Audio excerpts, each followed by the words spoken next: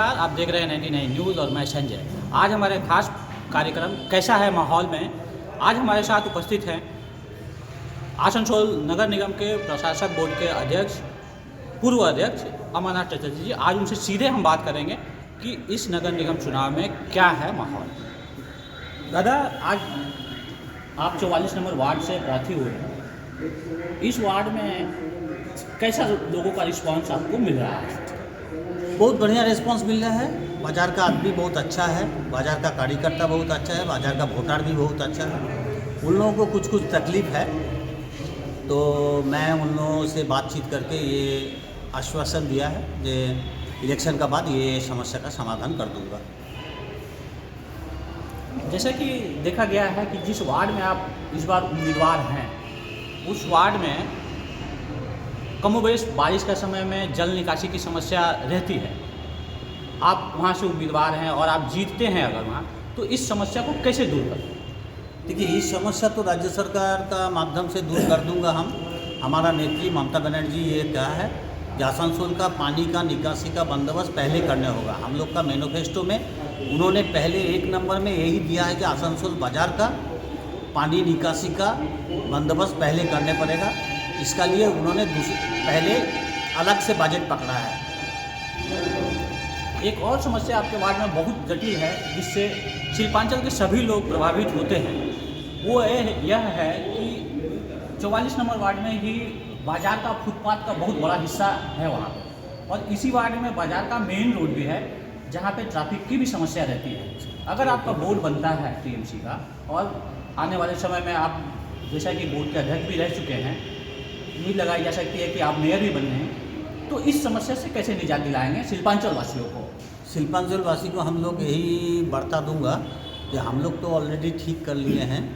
ये फल मंडी अलग चल जाएगा शहर का, बाहर में माछ मंडी भी अलग चल जाएगा, सब्जी मंडी भी अलग से चल जाएगा। तो यहाँ से बड़ा बड़ा मंडी अगर आसनसोल शहर का बाहर चल जाएगा तो जैम थोड़ा कम होगा। और फुटपाथ वासियों के साथ हम लोग को पहले मीटिंग हुआ था, उन लोग हम लोग का साथ है।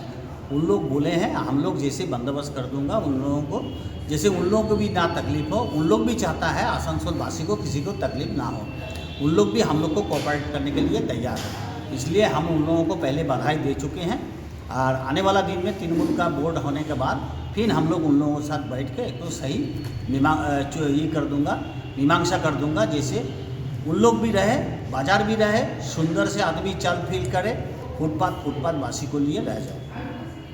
जैसा कि देखा गया है कि पूर्व मेयर जितेंद्र तिवारी अभी भाजपा में हैं, और वो दावा कर रहे हैं कि वो इस बार 80 सीट जीतकर नगर निगम में अपनी बोर्ड बनाएंगे। इस पे आपकी क्या राय है और आपकी क्या बोल? हम देखिए, इसमें तो एक तो बात बोलूँगा कि दिवार सपना देखना बढ़िया है, लेकिन इतना नहीं, क्योंकि बीजेपी का पश्चिम बंगाल में कोई काम नहीं है। बीजेपी भारतवर्ष में ये 14 साल से शुरू करके आज तक कोई काम नहीं करने से का, कोई नया फैक्ट्री नहीं बनाने से का। उन्होंने केंद्रीय सरकार का माध्यम से जो देखा खाली दाम बढ़ते गया है। गैस का दाम बढ़ गया है, ट्रेन का टिकट का दाम बढ़ गया है, प्लेन का टिकट का दाम बढ़ गया है, सरसों तेल का दाम बढ़ गया है, खाने पीने का अनाज का दाम बढ़ गया है, सब चीज़ का दाम बढ़ गया, सार का दाम बढ़ गया है। उन्होंने हर चीज़ से भर्तुकी उठा दिया है, आदमी तकलीफ में है। तो इसलिए भाजपा को वोट देना तो दूर की बात है, भाजपा को देखने भी नहीं चाहेगा आदमी लोग। तो इसलिए हम लोग निश्चित है कि हमारा ममता बनर्जी, जिन्होंने आदमी का बगल में खड़ा होने का कोशिश करता है, उन्होंने जो स्वास्थ्य साथी कार्ड, लक्ष्मी भंडार, स्टूडेंट क्रेडिट कार्ड, कन्याश्री, रूपोश्री, जुबोश्री, सामाजिक सुरक्षा, ये सब प्रकल्प जो उन्होंने बना दिया, उनका जो फायदा आदमी को मिला है, उसी का फायदा का मुताबिक उन्होंने हम ही लोग को वोट देगा। इसके साथ साथ ही यह भी देखा गया है कि जितेंद्र तिवारी जब मेयर थे, वो आप ही के पार्टी से मेयर थे। उनका दावा है कि उन्होंने शिल्पांचल में 106 वार्डों में बहुत सारे विकास का काम किया है, ठीक है। अभी वो भाजपा में है, तो वो जो टीएमसी के मेयर रहते हुए काम किए हैं, उसका फ़ायदा असल में भाजपा को मिलेगा या फिर तृणमूल को मिलेगा?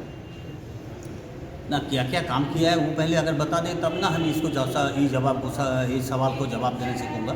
ये तो मैं जानता नहीं हूँ, लेकिन ये फ़ायदा तो तृणमूल का पैसा से हुआ था, राज्य सरकार का पैसा से हुआ था, ममता बनर्जी का अनुप्रेरणा में हुआ था।